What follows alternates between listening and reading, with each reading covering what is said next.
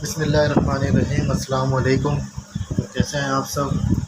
तो जी आज हम स्टार्ट करने वाले हैं question number 4 exercise 1.2 chapter 1 complex number और न्यू मैथमेटिक्स बुक। ठीक है जी। तो क्वेश्चन नंबर 4 हमसे क्या कह रहा है कि find the multiplicative inverse of the following complex number. ठीक है, हमें मल्टीप्लिकेटिव इन्वर्स मालूम करना है। इन नीचे जो जितने भी कॉम्प्लेक्स नंबर्स हमें गिवन है इनका मल्टीप्लिकेटिव इन्वर्स मालूम करना है। बिल्कुल लास्ट क्वेश्चन में जिस तरीके से हमने एडिटिव इन्वर्स फाइंड किया था क्वेश्चन नंबर 3 में, उससे पहले हमने एडिटिव इन्वर्स को समझा था। तो बिल्कुल इसी तरह मल्टीप्लिकेटिव इन्वर्स फाइंड करने के लिए हमें मल्टीप्लिकेटिव इन्वर्स को समझना होगा। ठीक है, तो मल्टीप्लिकेटिव इन्वर्स समझते हैं सबसे पहले कि मल्टीप्लिकेटिव इन्वर्स क्या होता है हमारे पास। ठीक है, उसके बाद ही हम मल्टीप्लिकेटिव इन्वर्स के क्वेश्चन सॉल्व करेंगे। देखें, मल्टीप्लिकेटिव इन्वर्स में सबसे पहले तो एक चीज़ ये समझ लें कि मल्टीप्लिकेटिव आइडेंटिटी क्या होती है हमारे पास। ठीक है,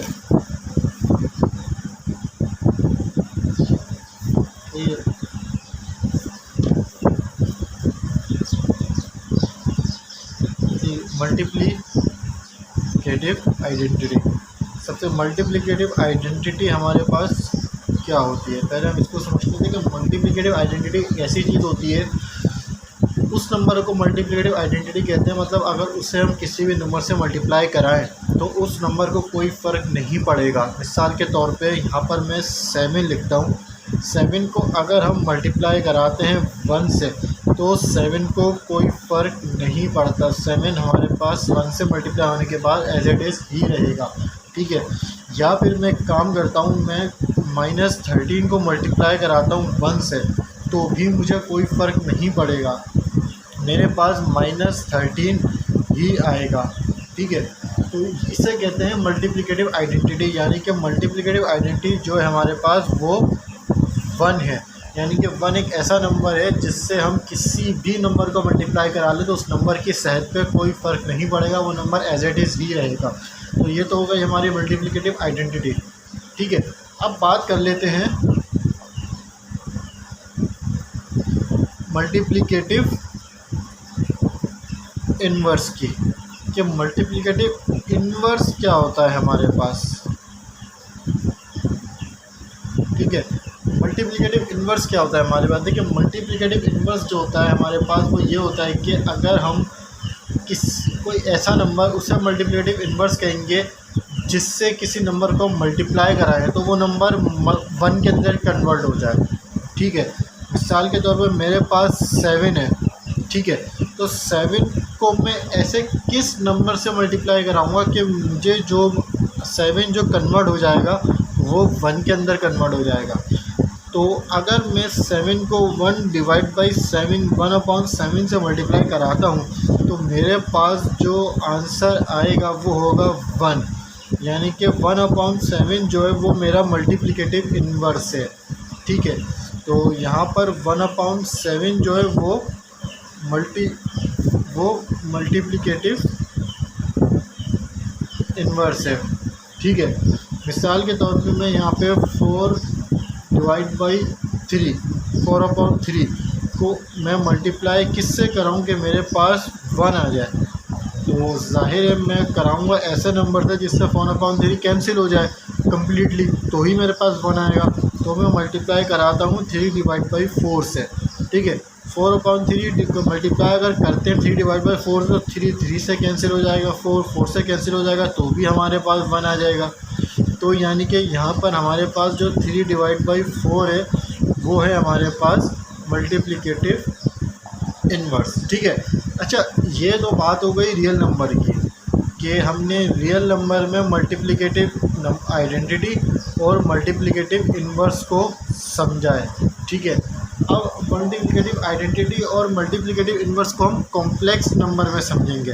ठीक है, तो कॉम्प्लेक्स नंबर में हम किस तरीके से समझेंगे। कॉम्प्लेक्स नंबर में ज़रा इसको कन्वर्ट करते हैं तो ज़रा देखें कॉम्प्लेक्स नंबर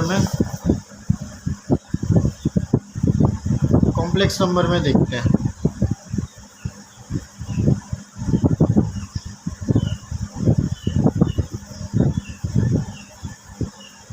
ठीक है जी, तो देखिए यहाँ पर हमें एक कॉम्प्लेक्स नंबर गिवन है, सही है, a + b i।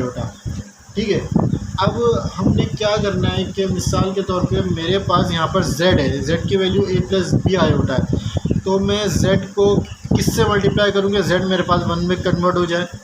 मिसाल के तौर पे z है मेरे पास, तो z को मैं 1/z से मल्टीप्लाई करता हूँ तो ये मेरे पास हो जाएगा 1, क्योंकि z से कैंसिल हो जाएगा। ठीक है, तो ये जो है हमारी हो गई 1/z, जो है ये हो गया हमारा मल्टीप्लिकेटिव इन्वर्स। 1/z जो हुआ इस तरीके से हमारा हुआ मल्टीप्लिकेटिव इन्वर्स। 1/z को आप जो है मैं इस तरीके से भी लिख सकता हूँ, z इन्वर्स की फॉर्म में। ठीक है, क्योंकि z जब ऊपर जाएगा तो z पावर 1 हो जाएगी, -1 हो जाएगी। ठीक है, तो ये तो हो गया हमारा मल्टीप्लिकेटिव इन्वर्स हो गया हमारा। ठीक है, तो आगे देखते हैं, मैं जो है इसको सॉल्व करूँगा, जो है z = a plus b iota. ठीक है, तो इसको अगर मैं सॉल्व करता हूँ, मुझे फाइंड करना है इसका मल्टीप्लिकेटिव इन्वर्स फाइंड करना है, यानी कि z इन्वर्स, यानी कि z का अगर मैं इन्वर्स करूँ, इसका मल्टीप्लिकेटिव इन्वर्स अगर मैं करता हूँ, मिसाल के तौर पे a प्लस बी आयोटा का अगर मैं मल्टीप्लिकेटिव इन्वर्स करता हूँ तो z को मैं इन्वर्स कर दूँगा।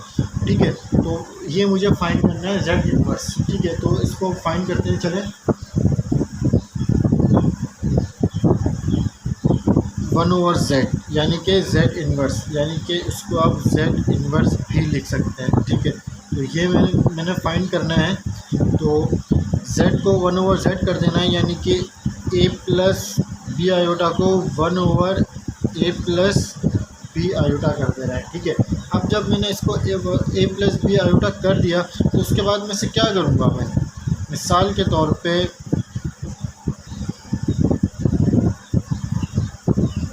ठीक है,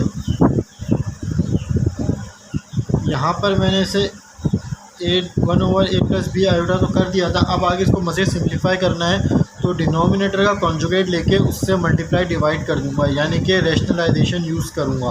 ठीक है, a minus b iota, a minus b iota.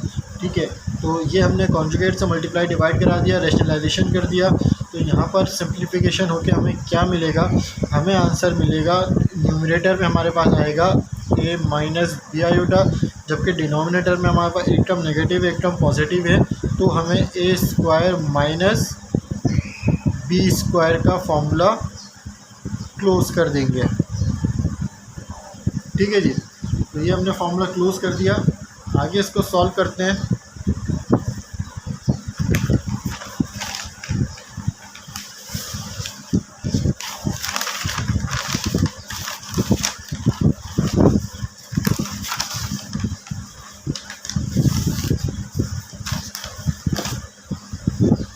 ठीक है, तो आगे इसको सॉल्व करते हैं। तो अब तक हम कहाँ तक पहुँचे थे, हम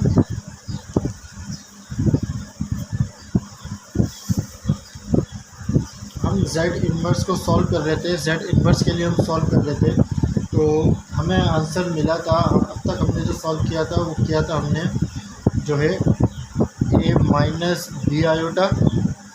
ठीक है, तो हमने इसको स्क्वायर कर दिया था a का, और माइनस बी आयोटा को a माइनस होल फॉर्मूले में क्लोज कर दिया था।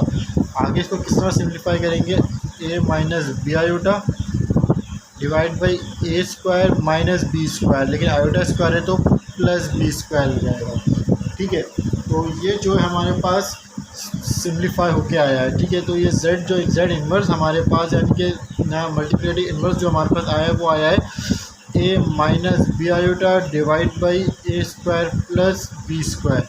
इसको अगर हम जो है मज़ीद सिंप्लीफाई करते हैं तो इसको हम इस तरीके से कर सकते हैं कि a divide by a square plus b square, यानी कि एलसीएम ब्रेक कर दिया हमने, b iota a square plus b square. ठीक है, तो ये हमने एलसीएम ब्रेक कर दिया। एलसीएम ब्रेक करने के बाद हमारे पास जो फॉर्मूला बना है ना मल्टीप्लिकेटिव इन्वर्स का, वो फॉर्मूला जो हमारे पास ड्राइव होके आया है, वो फॉर्मूला हमारे पास आया है a divide by a square plus b square. ठीक है, इसको ऑर्डर पेयर में कन्वर्ट करके लिख लें, comma minus b iota divide by a square plus b square. ठीक है, तो ये जो है हमारा मल्टीप्लिकेटिव इन्वर्स का फॉर्मूला ड्राइव हो गया है। हमने z a plus b iota का हमने मल्टीप्लिकेटिव इन्वर्स लिया, तो ये हमारे पास फॉर्मूला बना है एक तरीके से। ठीक है, आपके पास जो क्वेश्चन में जो कॉम्प्लेक्स नंबर गिवन है वो आपके ऊपर डिपेंड करता है कि आप उन्हें रैशनलाइजेशन के थ्रू सॉल्व करते हैं या फिर इस फॉर्मूले के थ्रू सॉल्व करते हैं। ठीक है, तो चलें, ये हमने रैशनलाइजेशन करके ये फॉर्मूला हमने ड्राइव कर लिया है। तो चलें क्वेश्चन हम स्टार्ट करते हैं। क्वेश्चन में हमसे सबसे पहले क्या कहा जा रहा है।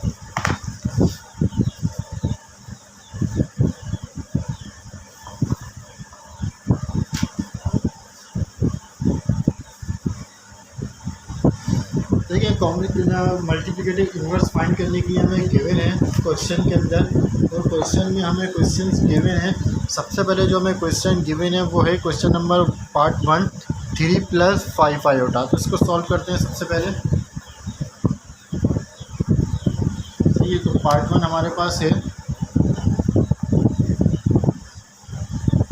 3 + 5 आयोटा। ठीक है, तो इसको स्टार्ट करते हैं पार्ट 1 को।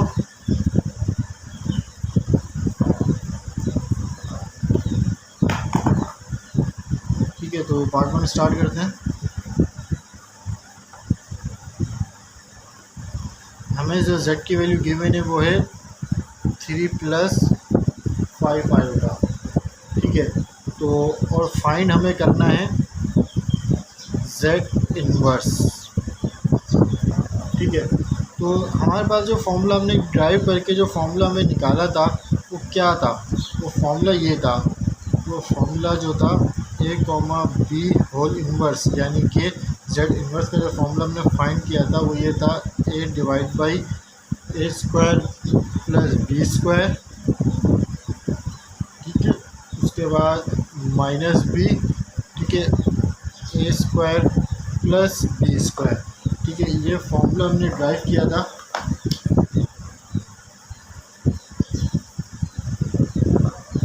ठीक है, तो इसको आगे सॉल्व करते हैं। पेन थोड़ा सा परेशान कर रहा है, शायद इंक कम हो गई है।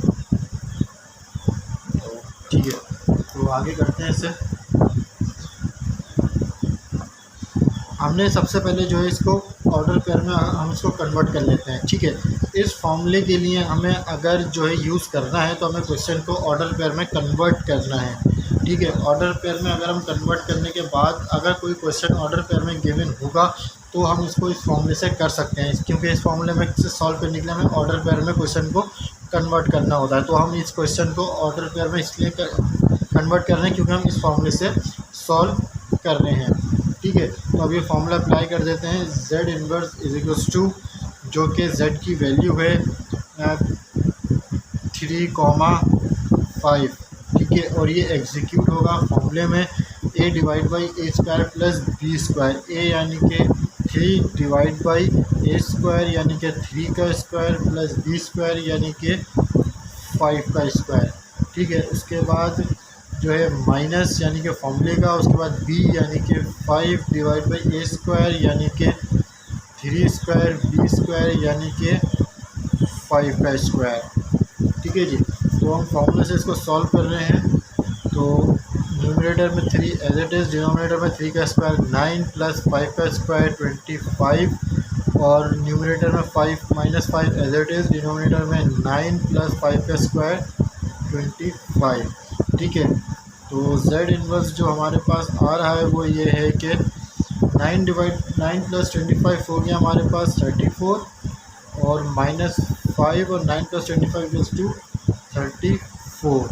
ठीक है, तो ये जो है ये हमारा आ गया मल्टीप्लिकेटिव इन्वर्स। ठीक है, तो ये पार्ट 1 में हम पार्ट 1 का जो है मल्टीप्लिकेटिव इन्वर्स हमने फाइंड कर लिया, जो है हमारा 3/34, -5/35। ठीक है, तो ये हमने जो है मल्टीप्लिकेटिव इन्वर्स हमने सॉल्व कर लिया पार्ट 1 का। तो चलें पार्ट 2 का मल्टीप्लिकेटिव इन्वर्स सॉल्व करेंगे।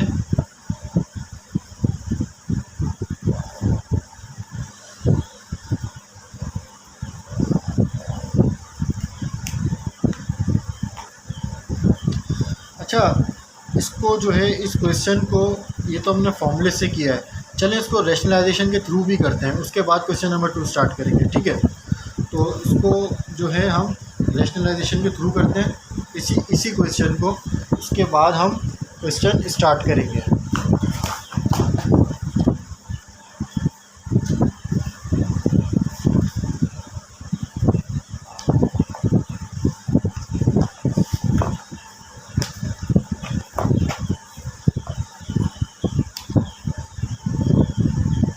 Page number 39।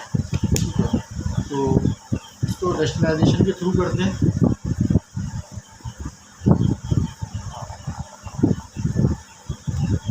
उसके बाद हम इसे स्टार्ट करेंगे। तो रैशनलाइजेशन के थ्रू जब हम इसे करते हैं तो हमें क्वेश्चन जो था हमें जो है 3 + 5 आयोटा। ठीक है, तो हमने इसको इन्वर्स मालूम करना है, तो इसको हम करेंगे थ्रू रैशनलाइजेशन।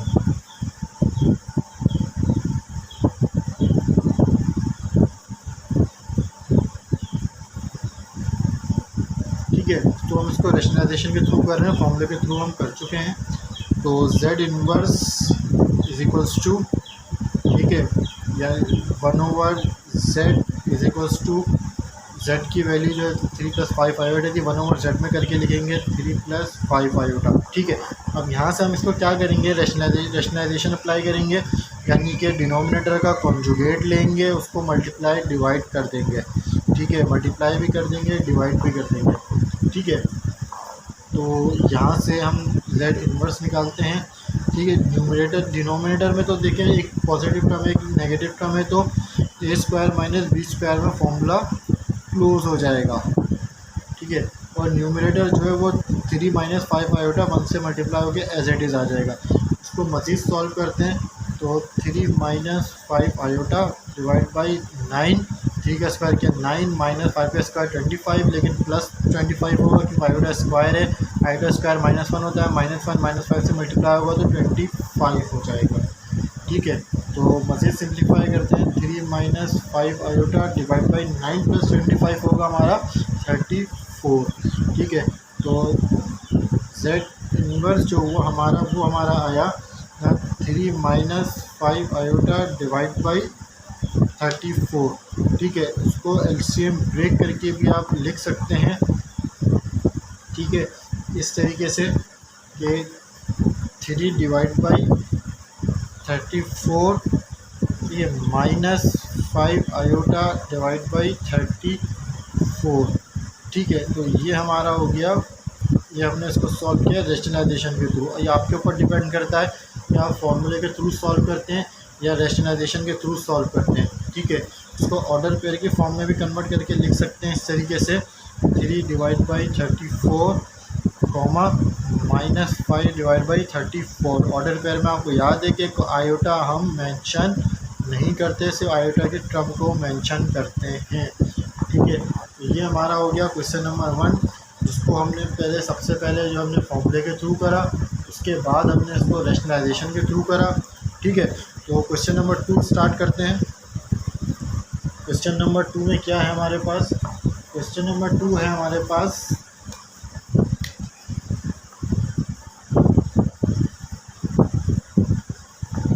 8 आयोटा। ठीक है, ये हमारे पास क्वेश्चन नंबर 2 है 8 आयोटा। इसको हम सॉल्व करते हैं, इसको हम स्टार्ट करते हैं। और Z इज इक्वल्स टू हो गया हमारे पास 8 आयोटा। फाइंड करना है हमने Z इन्वर्स। ठीक है, तो आपके ऊपर डिपेंड करता है कि आप फॉर्मूले से करते हैं या इसको रैशनलाइजेशन के तरीके से करते हैं। तो चलिए इसको आज हम फॉर्मूले के थ्रू कर लेते हैं। तो फॉर्मूला तो आपको याद है, हमारा फॉर्मूला क्या है, हमारा a, b इन्वर्स का फॉर्मूला है ये हमारा। ठीक है, a divide by a² + b² -b divide by a² + b²। ठीक है, तो ये हो गया हमारा फॉर्मूला, इस फॉर्मूले के थ्रू हम कर रहे हैं। ठीक है, तो Z इन्वर्स का फॉर्मूला था, तो Z इन्वर्स की जगह पे यहाँ पे मैंने a, b होल इन्वर्स लिखा है।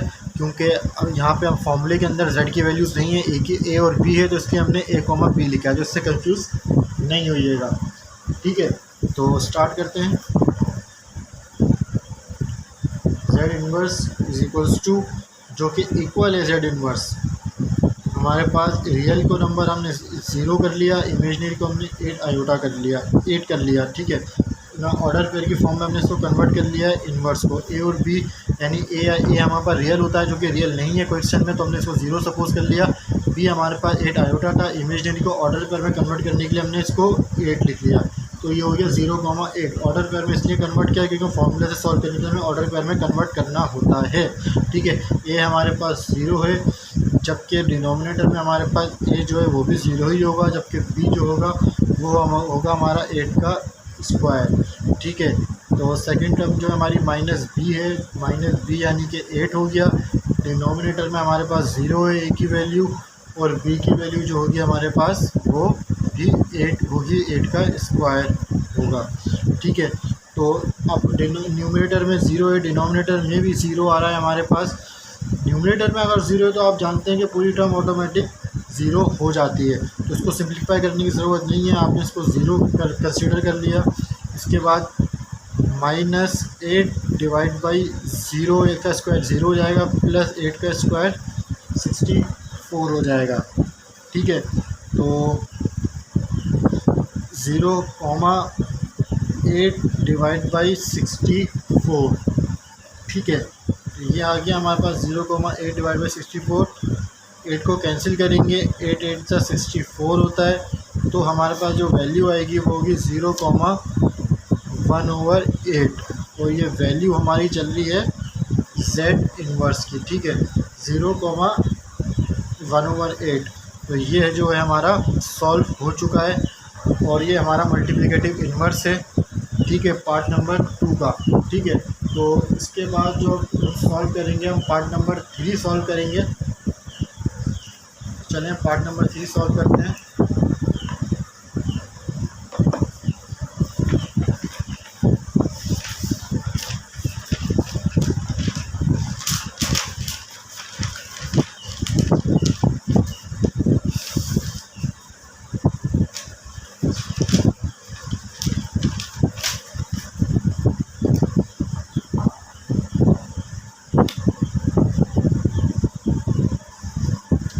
पार्ट नंबर 3 है हमारे पास।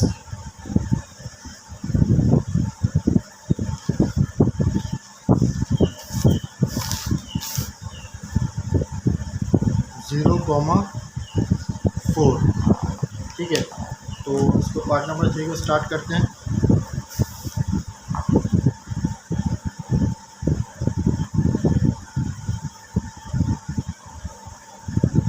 z is equals to 10,4। Sorry, question में हमारे पास 10 था, मैंने 0 लिखा है, मुझे याद आया क्वेश्चन हमारा 10 था। तो मैंने क्वेश्चन में 0 कर दिया 29। ठीक है, तो और हमें फाइंड करना है z inverse is equals to 1। ठीक है, तो फॉर्मूला मैं आपका एक बार आपके सामने फिर मेंशन कर देता हूँ। z इन्वर्स यानी कि a, b यानी कि इन्वर्स। ठीक है, तो a divide by a plus b, a square plus b square, minus b divide by a square plus b square. ये हमारा फॉर्मूला हो गया। ठीक है, अच्छा मैंने ये z इन्वर्स के साथ इक्वल टू में a, b लिखा है, तो इसको जो है बिल्कुल भी कंफ्यूज नहीं होइएगा। ठीक है, z इन्वर्स यानी कि z इन्वर्स हम वही वैल्यूज़ लिखते हैं जो हमें फॉर्मूले में गिवन होती है। फॉर्मूले में यहाँ एक जनरल फॉर्मूला है, जनरल फॉर्म है, a और b है, तो इसलिए मैंने यहाँ पे a और b करके लिखा है। ठीक है, तो इससे बिल्कुल कंफ्यूज मत होइएगा। ठीक है, तो चलें सॉल्व करते हैं। z inverse is equals to, order pair में कन्वर्ट कर लेते हैं, ज़रूरत नहीं है बल्कि ऑर्डर पेयर में कन्वर्ट करने के क्वेश्चन ही हमें ऑर्डर पेयर में गिवन है। ठीक है, तो जस्ट हम सिर्फ वैल्यूज़ अप्लाई करेंगे। ठीक है, a और डिवाइड बाई a स्क्वायर यानी कि 10 का स्क्वायर प्लस b स्क्वायर यानी कि 4 का स्क्वायर, माइनस b यानी कि 4 डिवाइड बाई a स्क्वायर यानी कि 10 10 का स्क्वायर, बी यानी कि 4 का स्क्वायर। ठीक है, तो इसको सॉल्व करते हैं। 10 डिवाइड बाई 10 का स्क्वायर किया 100 हुआ, प्लस 4 का स्क्वायर किया 16 हुआ। उसके बाद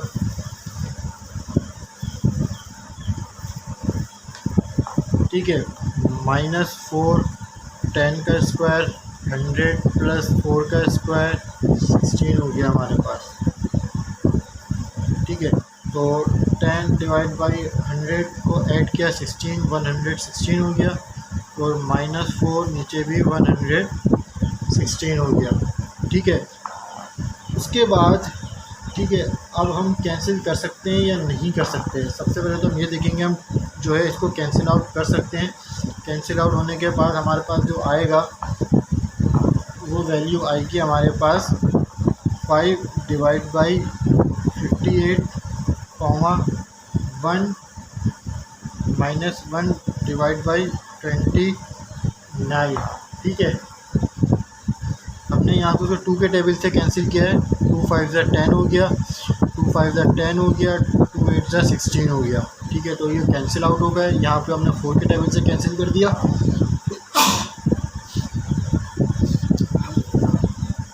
ठीक है, तो हमारा जो z इन्वर्स जो हमारा आया है वो हमारा आया है 5 डिवाइड बाई 58, -1 डिवाइड बाई 29। तो यही हमारा आंसर होगा। ठीक है, तो इसका पार्ट नंबर 3 हमने सॉल्व कर लिया। पार्ट नंबर 4 देखते हैं। पार्ट नंबर 4 में क्या है हमारे पास।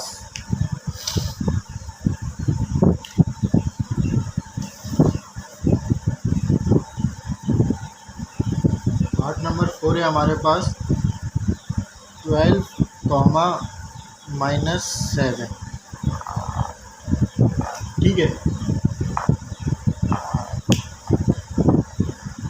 तो पार्ट नंबर 4 सॉल्व करते हैं।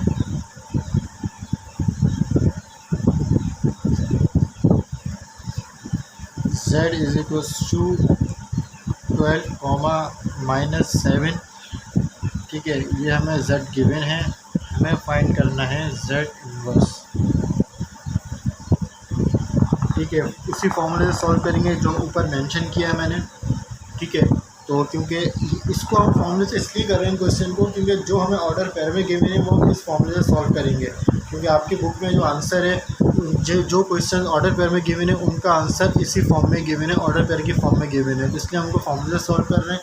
और जो ऑर्डर पेयर में गिवन नहीं है, कॉम्प्लेक्स नंबर में गिवन है, तो उनको आप रैशनलाइजेशन के तरीके से कर सकते हैं। ठीक है, तो इसको सॉल्व करते हैं। z inverse is equals to 12, -7 inverse is equals to a यानी कि 12, डिनोमिनेटर a स्क्वायर यानी कि 12 का स्क्वायर। ठीक है, b स्क्वायर यानी कि -7 का स्क्वायर। ठीक है, तो -b यानी कि फॉर्मूले का माइनस, और ये b यानी -7 हो गया, डिवाइड बाई a स्क्वायर यानी कि जो है 12 का स्क्वायर। ठीक है, प्लस b स्क्वायर यानी कि 7 का स्क्वायर। ठीक है, तो ये हमने किया। उसके बाद z इन्वर्स करते हैं।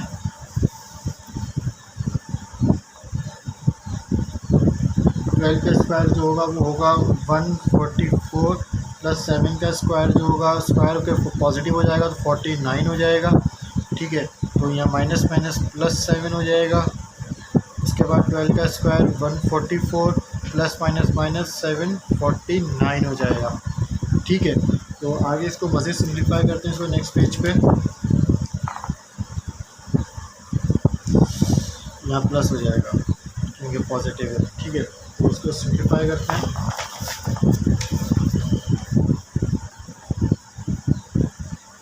z inverse is equals to, numerator में 12 था हमारे पास, डिनोमिनेटर में 144 प्लस 49 193 हो गया हमारे पास।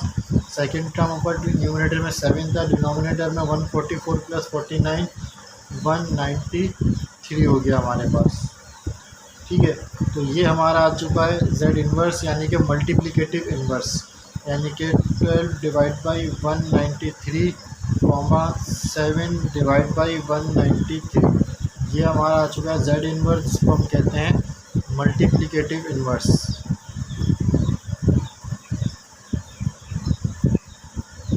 ठीक है, उम्मीद है आपको समझ आ रहा होगा। ठीक है, तो ये आपका हो गया पार्ट नंबर 4। तो पार्ट नंबर 5 सॉल्व करते हैं। पार्ट नंबर 5 क्या है हमारे पास,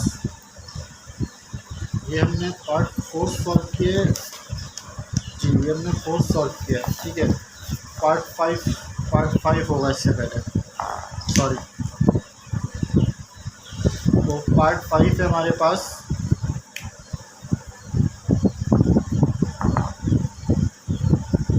-8,0।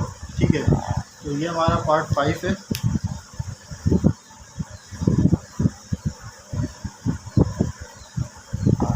इसको सॉल्व करते हैं।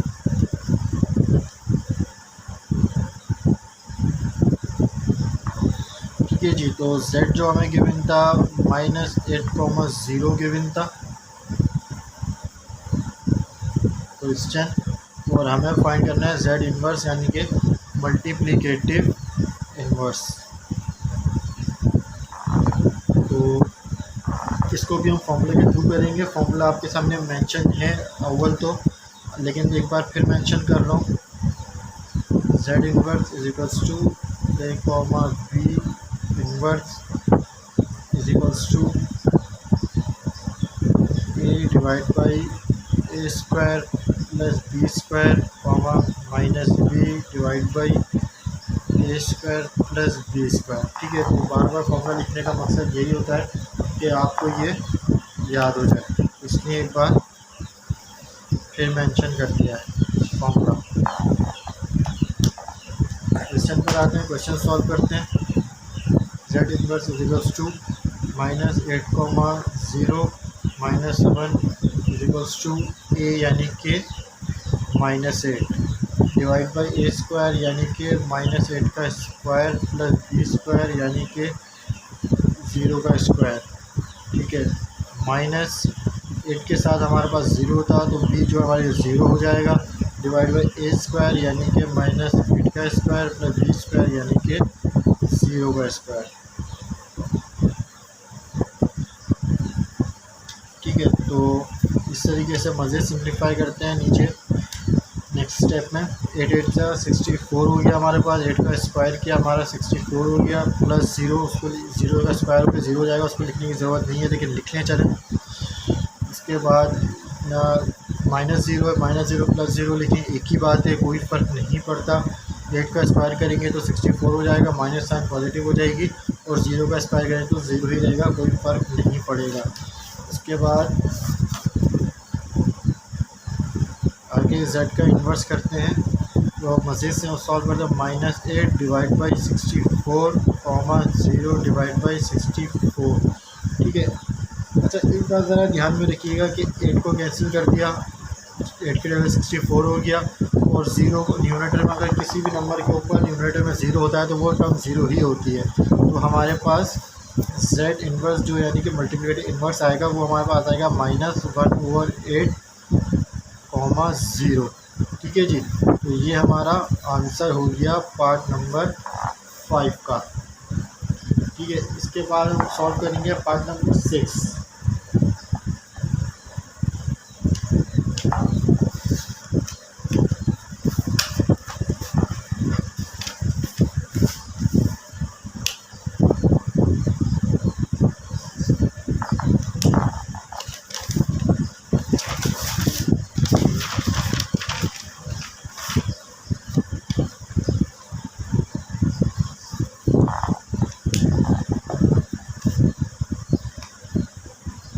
पार्ट नंबर 6 है हमारा, वो है 0, -3 डिवाइड बाई 4। ये हमारा पार्ट नंबर 6 है, इसको सॉल्व करते हैं। इसको हम डायरेक्ट फॉर्मूला यूज़ करेंगे। ठीक है, क्योंकि ये भी हमारे ऑर्डर पेयर में गिवन है ये क्वेश्चन, तो उसको हम और फार्मूला यूज़ करेंगे। फार्मूला आपको पिछले मैंने मेंशन कर दिया, उम्मीद आपको याद हो गया होगा, इसलिए मैं दोबारा नहीं लिख रहा हूँ यहाँ।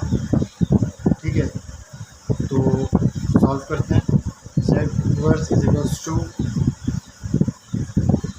0, -3/4 इनवर्स, जो कि एग्जीक्यूट होगा फॉर्मूले के अंदर ए यानी कि 0/a² यानी कि 0 का स्क्वायर प्लस b² यानी कि -3/4 का स्क्वायर, ठीक है, कॉमा b माइनस फॉर्मूले का माइनस और यानी कि b यानी कि -3/4 डिवाइड बाई a² यानी कि 0 का स्क्वायर, b² यानी कि -3/4 का स्क्वायर।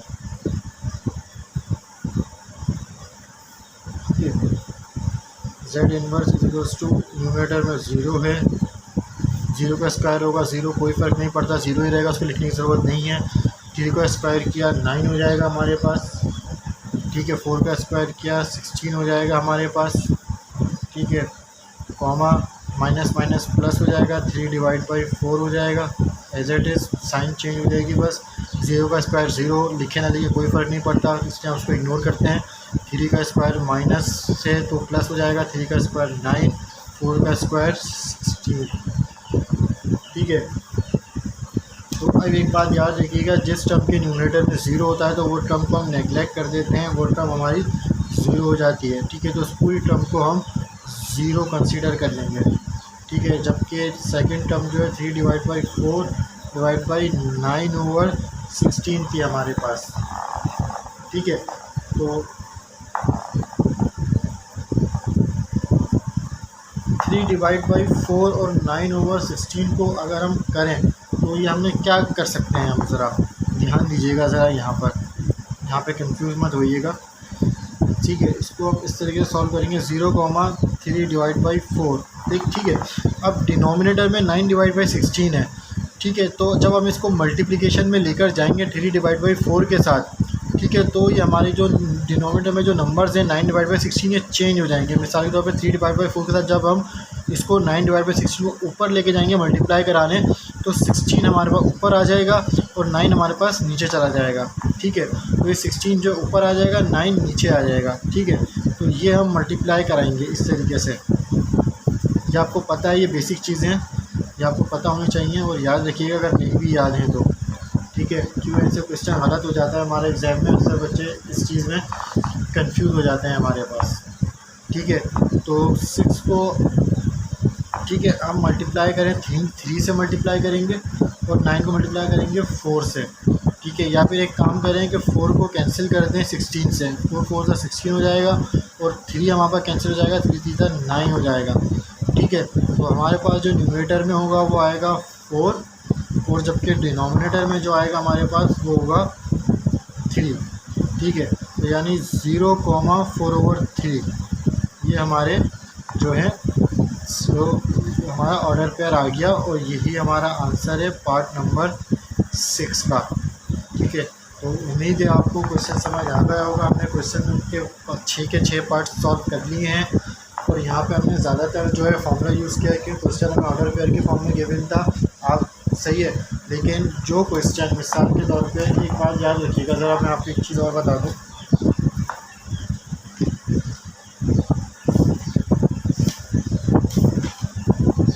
ये देखें, ये क्वेश्चन नंबर 4 है। जो क्वेश्चन आपको कॉम्प्लेक्स फॉर्म में गिवन होगा उसको तो आप रैशनलाइजेशन के थ्रू आराम से कर सकते हैं, ऑर्डर पेयर की फॉर्म में कन्वर्ट करके फॉर्मूले से भी कर सकते हैं, ठीक है। लेकिन जो क्वेश्चन आपके पास ऑर्डर पेयर की फॉर्म में गिवन होगा तो उसको आप जो है ना फॉर्मूले से कर लीजिएगा, क्योंकि आपकी बुक में आंसर जो है ऑर्डर पेयर की फॉर्म में ही गिवन है, तो उसको आप फॉर्मूले से कर लीजिएगा, ठीक है। तो बस ये बताना था। तो यहाँ पे आपका क्वेश्चन नंबर 4 कंप्लीट हो चुका है हमारा। तो मिलते हैं नेक्स्ट वीडियो में क्वेश्चन नंबर 5 के साथ। अल्लाह हाफिज़।